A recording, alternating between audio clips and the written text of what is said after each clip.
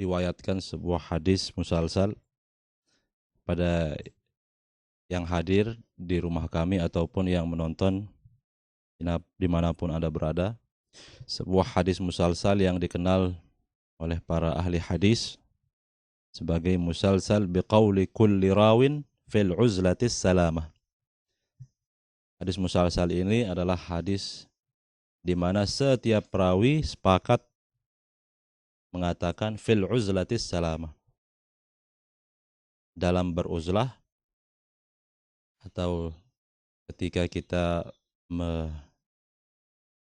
mengasingkan diri atau ngerap di rumah masing-masing itu terdapat keselamatan.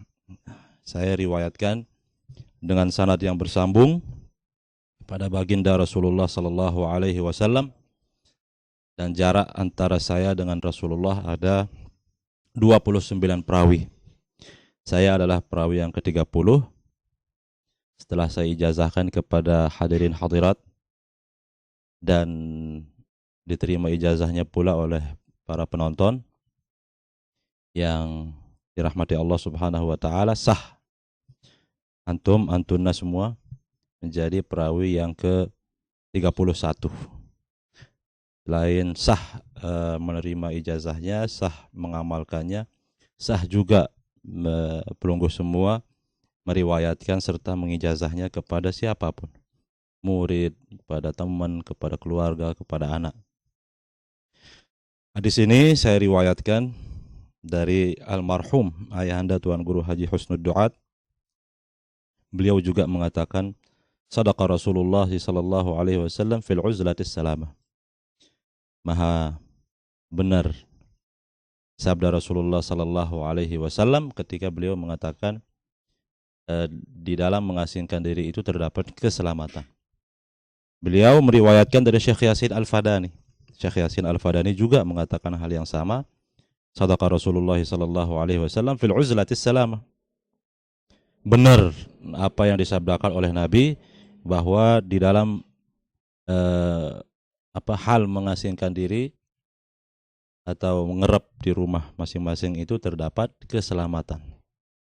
Syekh Yasin Al-Fadani meriwayatkan dari Syekh As-Sayyid Abdul Muhsin. Beliau juga mengatakan hal yang sama. Beliau riwayatkan dari bapak kandung beliau, As-Sayyid Muhammad Amin Ridwan Al-Madani namanya. Beliau juga mengatakan hal yang sama. Beliau meriwayatkan dari Syekh Abdul Ghani Ad-Dahlawi, juga mengatakan hal yang sama. Beliau riwayatkan dari Syekh Muhammad Abid As-Sindi, juga mengatakan hal yang sama. Paham kan hal yang sama itu apa itu? Ya, sadaqa Rasulullah bil uzlatis salamah. Semua perawi mengatakan hal yang sama. Untuk menyingkat, Muhammad Abid As-Sindi meriwayatkan dari Salih Al-Fullani, dari Muhammad bin Sinnah, dari Maulaya Syarif Muhammad bin Abdullah, dari Muhammad bin Arkamas, dari Imam Al-Hafiz Ibnu Hajar. Imam Ibnu Hajar riwayatkan dari Abu Abbas bin Al-Farra. Beliau riwayatkan dari At-Taqi Sulaiman bin Hamzah Al-Hambali. Beliau riwayatkan dari Abul Fadl Ja'far bin Ali. Lalu beliau riwayatkan dari Ahmad bin Muhammad As-Silafi. Beliau juga riwayatkan dari Al-Hasan bin Ahmad Al-Muqri, dari Abi Sa'ad As-Samman Ismail bin Ali Al-Hafiz. Beliau riwayatkan dari Abil Fath bin Abi Al-Abbas Al-Muqri, dari Abul Fath Muhammad bin Ali As-Sufi Al-Kufi. Beliau riwayatkan dari Abu Abdurrahman Muhammad Al-Akhbari As-Silmi. Beliau riwayatkan dari Abi Sulaiman Muhammad bin Ali At-Taliqani. Beliau riwayatkan dari bapak beliau riwayatkan dari Abu Imran Al-Haytham bin Ayyub As-Silmi. Beliau kemudian meriwayatkan dari Abdullah bin Abdurrahman, dari Sulaiman bin Abdurrahman Ad-Dimashqi, dari Al-Walid bin Muslim, dari Ibnu Juraij, dari Ata riwayatkan dari Sayyidina Abu Musa Al-Ash'ari, sahabat Nabi radhiyallahu taala anhu. Beliau mengatakan, qala Rasulullah sallallahu alaihi wasallam, salamatur rajuli fil fitnati an yalzama baitahu. Keselamatan seseorang itu pada saat menyebarnya fitnah adalah terletak pada diamnya dia di rumahnya. Nah, sahabat Nabi yang namanya Abu Musa al-Asy'ari mengatakan, sadaqa Rasulullah sallallahu alaihi wasallam fil uzlatis salamah. Benar apa yang disabdakan oleh Nabi bahwasanya di dalam pengasingan diri itu terdapat keselamatan. Begitu juga dengan Atha dan semua. Wa kadzalika qala kullun min rijalis sanadi hatta syuyukhana hatta syuyukhana wa nahnu naqulu kadzalika aidan sadaqa Rasulullah fil uzlatis salamah. Semua perawi yang tercantum namanya dalam sanad hadis musalsal ini masing-masing mengatakan sadaqa Rasulullah sallallahu alaihi wasallam fil uzlatis salamah. Saya pun mengatakan seperti itu. Sadaqa Rasulullah sallallahu alaihi wasallam fil uzlatis salamah, dan antum yang menerima ijazahnya dari saya juga mestinya setelah meriwayatkan hadis ini menegaskan kepada yang menerima ijazah atau yang mendengarkan riwayat ini, semestinya antum juga mengingatkan bahwa sadaqa Rasulullah sallallahu alaihi wasallam fil uzlatis salamah, di dalam menyendiri atau mengasingkan diri atau ngerep di rumah masing-masing itu terdapat keselamatan bagi kita semua. Nah, sebagaimana tiang terima ijazahnya dari almarhum ayahanda Tuan Guru Haji Husnul Duat, saya ijazahkan kepada hadirin dan hadirat dan kepada penonton Kiha Channel dimanapun berada hadis musalsal tersebut. Ajazdukum bil hadisil musalsal al-mazkur. Alhamdulillah, selanjutnya mari saya minta kesediaan kita, keikhlasan para penonton semua untuk membaca Al-Fatihah, kita hadiahkan kepada pahalanya, kita hadiahkan kepada arwah semua nama-nama perawi yang kita sudah sebutkan tadi sampai kepada Rasulullah sallallahu alaihi wasallam.